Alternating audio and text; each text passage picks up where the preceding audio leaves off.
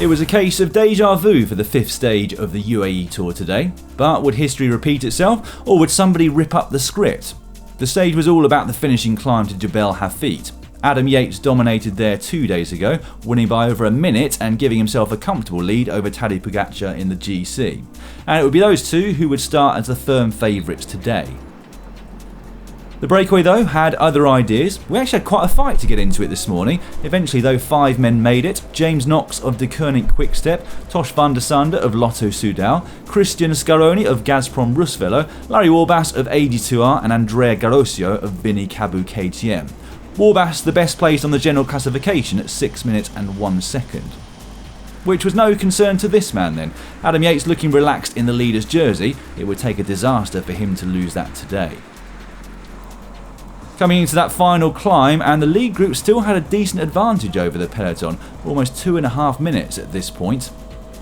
James Knox though, who really suffered on this climb 2 days ago, was clearly feeling better today. He was the first of the break to go on the attack, immediately putting Warbasse into trouble. Knox though would eventually get caught with 4Ks to go by the 4 strongest riders in this race.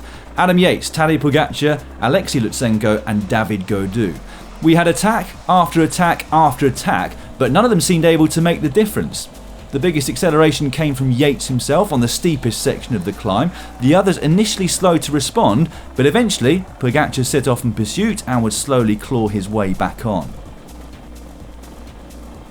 Cue more cat and mouse between the two of them, which eventually would allow David Gaudu and Alexei Lutsenko to get back on and stay in with a fighting chance of the stage victory.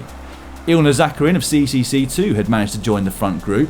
Of the quintet, it's the Kazakh national champion who has the fastest sprint, and he was looking good to take the stage win, leading the others out and into that crucial final left-hand bend.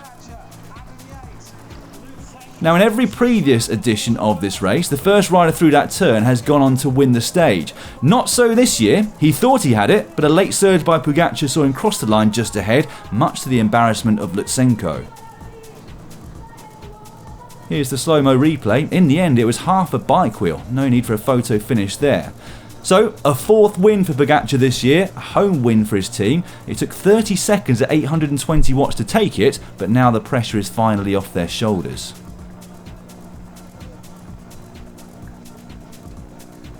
Here is the top 10 from the stage. Adam Yates could be content in 3rd to safely conserve his lead overall in this race.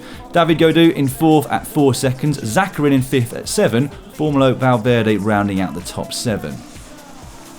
Well, it's still a comfortable margin for Adam Yates, although it has reduced by 6 seconds courtesy of the bonus seconds on the finish line. Now 1 minute and 1 second back to Pogačar. Lutsenko in 3rd at 1:33. Gaudu in 4th at 1:48. Tomorrow it really couldn't be flatter. The stage is a little under 160 kilometres, running directly from east to west, which means they'll have a cross tailwind from start to finish, winds blowing at 25 kilometres per hour. So it may not be the simple stage we're expecting, and the GC may not be over yet. Well done to Dylan Hargrove, who correctly predicted Pogačar for today's win. I'm on a roll, 2 from 2, and tomorrow I'm going for Fernando Gaviria.